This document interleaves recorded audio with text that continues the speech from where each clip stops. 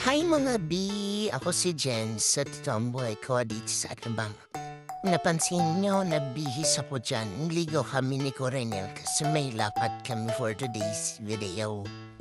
So ang gagawin pala namin dyan is pupunta kami sa dapat.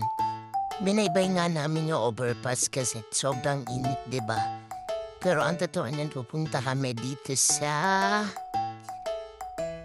Yes, dito sa festival. Pero binaybay namin yung napaka-habang, overpass. Pumunta ka pa kami dito sa Apenson para i-check na yung bibilhin nating business, chiller. So napansin niya, bibili natin na chiller is yung pang business. So anyway, binayaran na nga pala namin yan at pagkapayad namin pumunta kami sa National para bumili ng mga supplies na pang mga kailangan sa tindahan. And then after nyan, syempre, gutom na din talaga kami kaya dumaan din kami sa kainan. But anyway, bumili nga pala po dyan now. Ano yan puncher.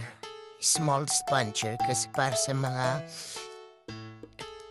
smoky chair yan na pangsabit kaya bumili din ako ng ball pen, pencil pen, other supplies na gagamit.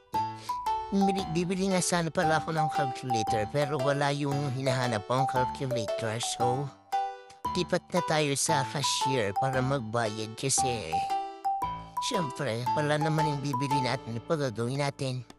Yan ayun na nga, pumasok kami dito sa Jollibee kasi gutom na ako. So ilang months na din yun bago ako nakakain yun dyan sa Jollibee. Jollibee talaga yun. So ayun nga yung order ko. Oh, diba? Sobrang sarap niyan. Kami kumain Jollibee. Kumain kami dyan. So anyway, fast forward, time-lapse para sa pagkain kasi kung hindi ako magta-timelapse, naubos din yung oras namin. Then after nyan, syempre, pauwi na nga tayo. Di pa nga pala bumuwi kasi dumaan kami sa Landmark Supermarket para bumili ng sabon. Anyway, andito na kami sa tindahan and see you sa next vlog para makita nyo yung binili namin. Bye!